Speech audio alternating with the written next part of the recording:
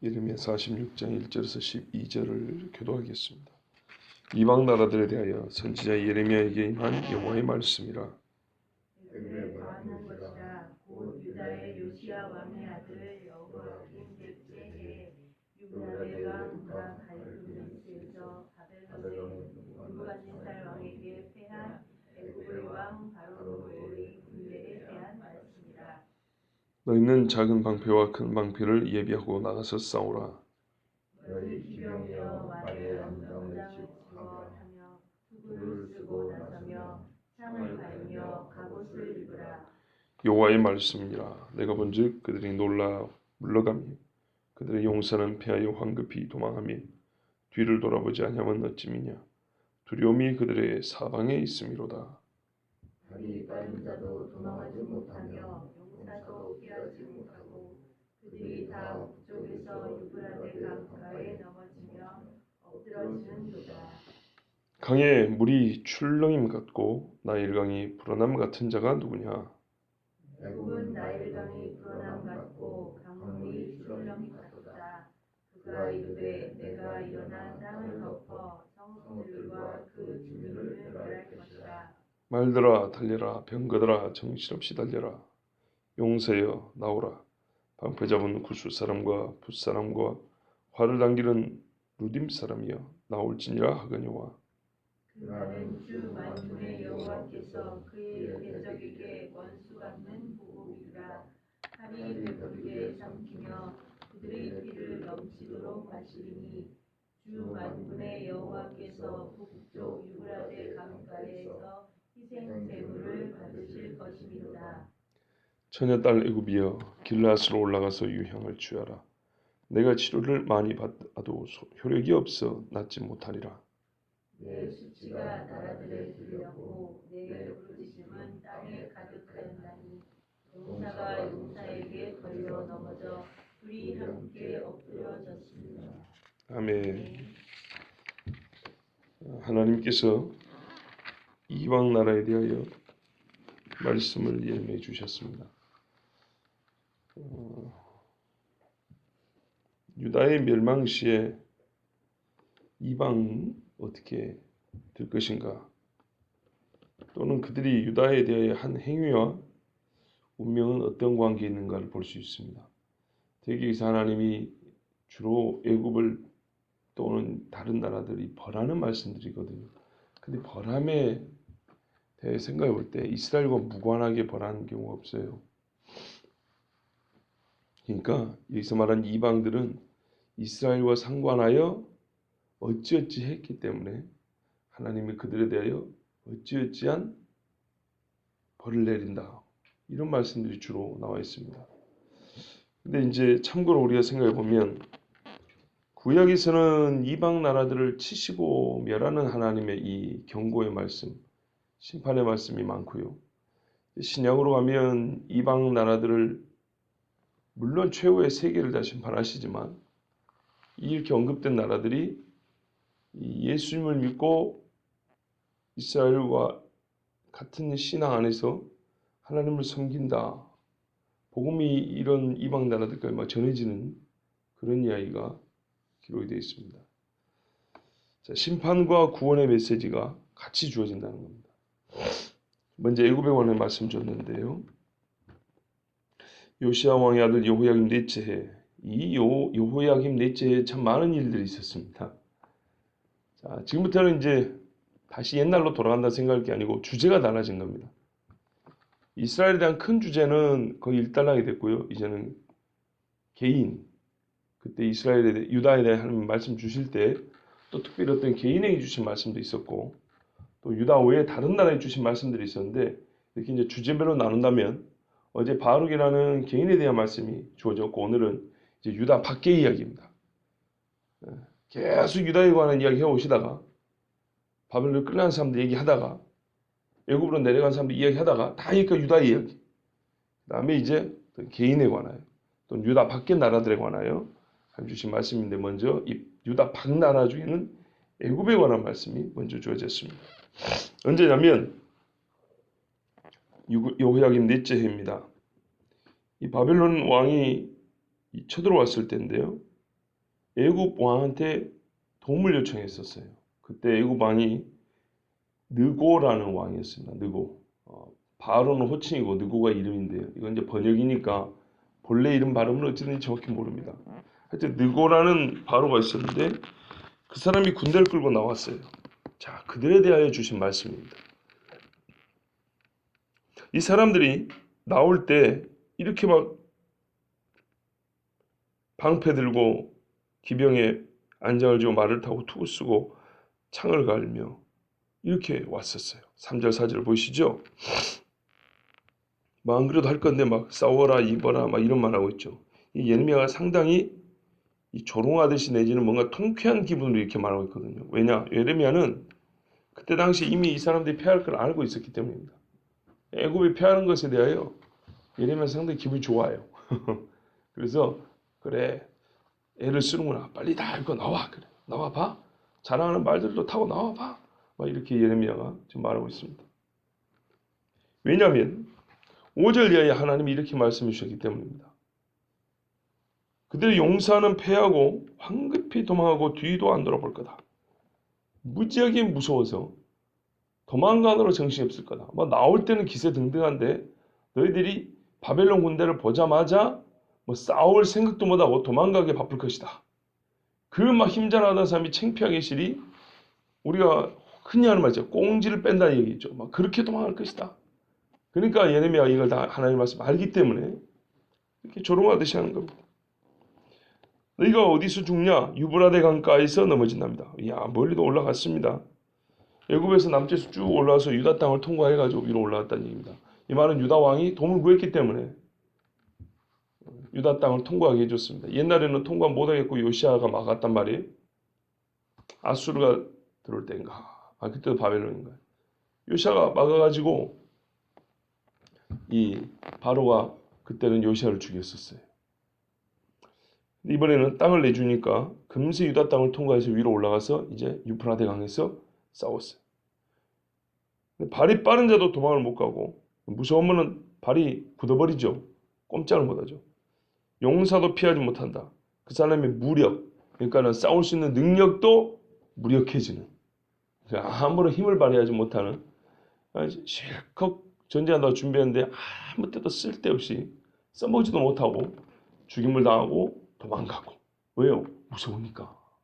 무서우면은 나머지 거 뭐 있어봐야 소용이 없어요. 그 무서움 누가 줄까요? 하나님이 주는 겁니다. 이 사람이요. 아니 이 애굽이 나올 때 어떻게 했냐? 자기들 스스로 이렇게 하거든요. 강물이 막 넘쳐가지고 범람한다 그러죠. 주변에 땅으로 막 이렇게 넘쳐 흐르죠. 스스로 그렇게 판단했거든요. 우리 애굽이 나가면 사방을 다 쓸어 엎어버릴 거라고. 다 덮어버릴 거라고. 이렇게 의기양양이 나왔대 애굽 사람들이. 7절 8절에 그러지 않습니까? 그리고 그러잖아요. 이야 말들아 가보자 이래 하고 막 그 전차들도 세차게 막 달려왔어요. 그리고 주변에 용사들을 동원했어요. 그 구스 사람, 붓 사람, 루딤 사람 이 사람들 주로 함의 자손들입니다. 또는 애굽의 그 변방에 있던 나라들. 요즘으로 말하면 그 뭐라고 할까요? 뭐 수단이나 밑에 에티오피아나 리비아나 뭐 이런 데 나라들 사람들입니다. 근데 이 사람들을 뭐 했었습니까? 방패 잡아라, 활 땡겨라. 그러니까는 주력군은 아니고 보조였죠. 왜냐하면 주력은 말을 타고 칼 들고 싸워야 되는데 방패 들고 미리 좀 앞에 서 있다거나 뒤에서 멀리서 활을 좀 당겨준다거나 그러니까는 뭐 필요하긴 하지만 애국 군대에 비해서는 보조적인 역할입니다. 하여튼 이 주변에 군대들까지 동원해가지고 강물이 넘치는 것처럼 바벨론 군대 그까짓 이 아프리카의 무서움을 보여주려 하면서 다 쓸어버린다고 이러고 올라갔어요. 이 이스라엘이 있었던 이 가나안 땅은 요지거든요. 세 대륙이 만나는 지 여기를 차지하는 데가 세계를 지배한다는 겁니다. 그러니까 옛적의 애굽의 영광을 다시 한번 살려보겠다. 그리고 출정을 했었습니다. 그런데 이 사람들이 크게 착각한 게 하나 있었어요. 이날은 사실 하나님이 애굽을 죽이고 없애려고 작정한 날이었습니다. 10절에 보시면 그날은 주 만군의 여호와께서 그의 대적에게 원수 갚는 보복일이라. 여기서 원수가 누굴까요? 지금 이미 판세는 바벨론 군대가 이기고 애굽 군대가 지는 거죠. 애굽 군대에게 원수 갚는 날이라는 거죠. 애굽이 뭔 잘못을 했습니까? 크게 세 가지 잘못했습니다. 첫째는 옛날에 이스라엘 사람들을 종살이 시킨 거예요. 두 번째는 그 아들들을 전부 다 나일강에 던지라 했고, 또 바다에서 몰살시키려고 했던, 이스라엘 다 죽여버리고 했던 그 죄요. 세 번째는 몇 년 전에 의로운 왕 요시아를 죽인 거예요. 하나님 안 있습니다. 벌써 이게 몇 년 전 이야기입니까? 출애굽으로 따지면 이때로부터 거의 900년 전 이야기입니다. 1000년 가까이 된 이야기입니다. 하나님이 기억하고 갚는다 이 말이에요. 그들이 여전히 이스라엘을 종삼으려고 이 짓을 하고 있기 때문에 하나님이 그들에게 보복하는 날이라고 했어요. 그들의 이 피 흘림은 마치 유브라데 강에서 하나님이 희생제물을 받는 것과 같다고 그랬어요. 피를 흘려 그 피값으로 제물을 받는 것과 같아. 무슨 하나님이 인신제사를 받는다는 게 아니고요. 그 의미를 말해주고 있습니다. 그렇다면 이 전쟁에 임하는 애국 군대가 먼저 생각해야 될 게 있었다는 겁니다. 자기들은 우리가 다시 옛날의 애굽의 영광을 되찾으리라 하면서 중동의 맹주 바벨론을 이겨버리면 가나안도 우리 것이고 잘하면 중동까지 진출할 수 있겠다. 이 생각했을지 모릅니다. 그래서 많은 군대를 동원했죠. 근데 전쟁은 사람의 수에 달리는 것도 아니고 군사의 강함에 달리는 것도 아니라 그랬습니다. 여호와께 달리는데 여호와 하나님이 이날은 애굽에게 보복하는 날이라 그랬습니다. 그 말은 죄가 있다는 얘기죠. 그렇습니다. 특별히 우리가 모든 죄에서 하나님 앞에 회개하고 자유를 얻어야 되겠지만 특별히 마치 자기가 남을 심판하는 것처럼 자기가 바벨론을 치러 간다는 이런 피를 흘릴 자격이 있는 것처럼 할 때는 자기가 피를 흘려서 죽을 일이 없는가에 대해서 먼저 생각을 해봐야 됩니다. 왜냐하면 그 행위가 결정적인 행위잖아요. 이 결정적인 행위를 하기 전에는 항상 자기 자신을 반드시 정밀하게 돌아봐야 됩니다. 방패를 예비하고 말에 안장을 주어서 가자라고 그 흥분할 게 아니고 차분하게 내가 과연 칼을 들어 저를 칠 수 있는 사람인가에 대하여 잘 생각해 봐야 됩니다. 그리고 하나님께 먼저 회개하고 그 다음에 하나님 나의 손이 불의를 행하지 않도록 인도하옵소서라고 기도해야 하는 겁니다. 그런 정신이 있었으면 이미 애굽이 아니죠. 그런데 애굽은 자기들이 심판받는 날인 줄 모르고 그렇게 나갔습니다.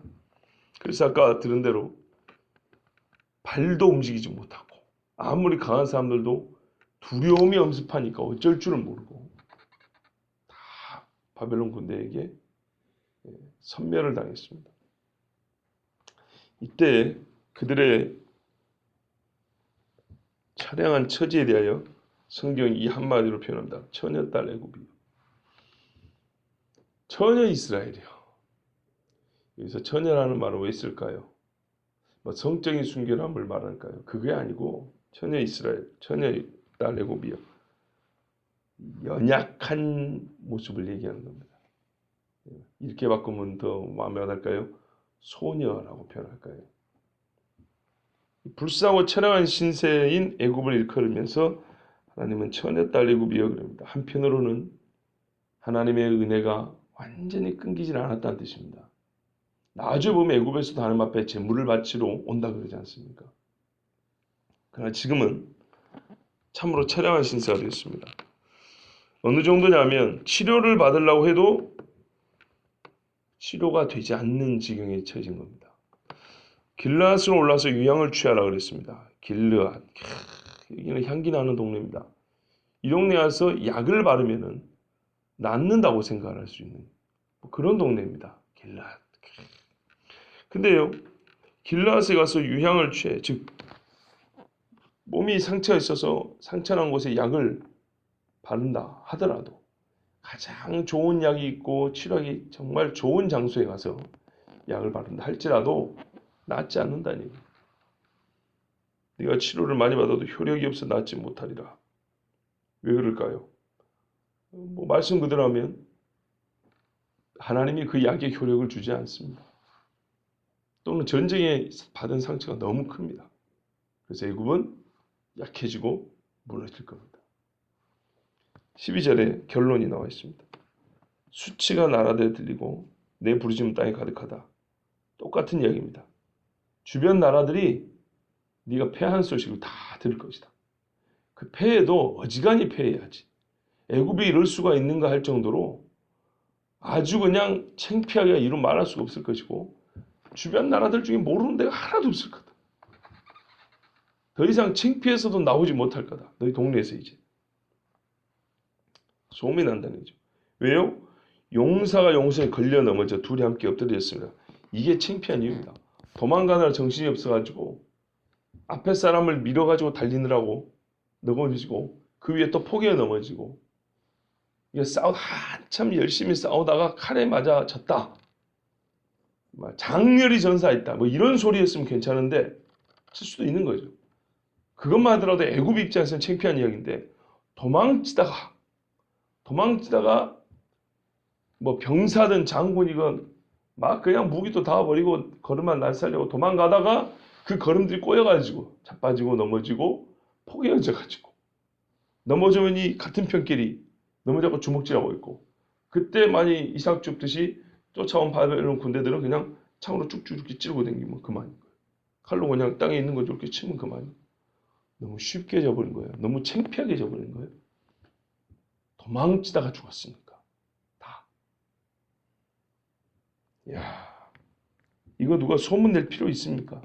자동적으로 소문이 나죠. 그날 이후로 애굽은 다른 나라의 군대를 보낼 생각도 못하게 됩니다. 하나님의 심판이 참 무섭습니다. 스스로 무너질 때는요, 무너진다는 그 파멸의 고통 더하기 부끄러움이 갑절이 더합니다. 그렇잖아요. 스스로 무너질 때. 하나님 앞에 회개하지 않은 죄들 그리고 칼을 들고 나온다. 그러면 나중에 본인이 더욱 두려움에 남을 두렵게 하러 나왔다가 본인도 두려움에 넘어져 큰 수치를 당할 것이고 이 일은 누가 소문내지 않아도 자동적으로 알려져 그 이후로는 감히 군대가 군대답지 못하고 용사가 용사답지 못하게 될 것입니다. 여러분 하나님은 이제 애굽으로부터 시작해서 열방을 심판하시는 하나님이라고 말씀해 주십니다. 그 기준에 대하여 지금 오늘 말씀에는 말해 주지 않았습니다. 아직 애굽이 이렇게 패할 것이다에 대하여 결론을 말씀해 주셨고 보복하시는 날이다 하고 큰 그림에서 이유를 말씀해 주셨는데 자세히 들여다보면 이후에 다른 나라 왕들 또 보면 전체적으로 한 세 가지 정도로 대략 요약이 됩니다. 첫 번째는 여호와 하나님을 경배하고 섬기는 나라인가 우상을 숭배하는 나라인가. 다 보면 우상을 숭배하는 나라입니다. 두 번째는 악을 행하는가 선을 행하는가. 하나님을 섬기지 않는 나라라도 악을 많이 행한 나라는 더 심하고요. 악을 적게 행한 나라는 조금 덜합니다. 세 번째는 이스라엘을 어떻게 대했는가. 이게 또 아주 큰 쟁점입니다. 보통은 이 세 가지입니다. 그리고 우리가 굳이 이렇게 집어내지 않아도 거의 이건 당연하다 싶지 않습니까? 앞에 두 가지는 진짜 당연하다 싶죠. 개인도 마찬가지죠. 개인도. 그런데 이 세 번째는 나라에 있어서는 아주 독특하고 중요한 문제입니다. 이 나라들이 이스라엘이 어떻게 되어 있는가. 지금 애굽도 보세요. 보복한다는 겁니다. 보복, 원수를 갚는다. 그럼 애굽이 전쟁한 나라가 한두 나라에 있겠어요. 근데 유독 왜 이 전쟁이 보복이 됩니까? 그들이 이스라엘과 관계하여 하나님은 이스라엘 편에서 지금 말씀하시는 거예요. 그거는 옛적에 그 일들로 말미암아 애굽이 보복을 당하는 겁니다. 자, 역사의 주관자인 하나님은 우리 각자도 다르게 판단하지 않습니다. 주의 날, 이 보복의 날이 오기 전에 우리 나라도 나 자신도 먼저는 하나님 앞에 나는 잊었지만 하나님이 잊지 않고 계시는 죄가 있으면은 주여 나로 하여금 생각나게 하시고 회개하게 하옵소서라고 먼저 기도해야 됩니다. 항상 그래야 됩니다. 항상. 그러면서 내가 이게 나설 전쟁인지 나서지 말아야 될 전쟁인지 이것이 악을 행함인지 선을 행함인지 이것이 이스라엘을 돕는 것인지 해치는 것인지 이런 좀 개인에서부터 시작하지만 이 개인의 범위가 단순히 이 주변으로 끝날 것이 아니라 전 세계적인 하나님의 섭리 안에서 내가 어떻게 서 있는지 이거를 잘 살펴봐야 되겠습니다. 특별히 오늘 애굽이기 때문에 나라의 측면에서 국가적 차원을 생각해 보고 이 나라가 과연 여호와를 경외하는 나라인가 아니면은 하나님 외에 온갖 잡다한 것을 숭배하는 나라인가. 애굽에는 아니 이스라엘은 옛적에 하나님을 경외하는 나라라 했지만 길거리에 우상이 가득하다 그랬습니다. 우리나라는 어떤 나라인가? 우리의 손에는 악이 있는가 선이 있는가? 우리는 이스라엘에게 어떻게 대하고 있는가? 이거를 기도하는 우리가 먼저 생각해 봐야 되겠고요. 주께 애굽같이 보복을 당할 위험이 있다 싶으면 지금이라도 하나님 앞에 먼저 우리가 회개하며 기도하는 그런 나라가 되어야 되겠습니다. 기도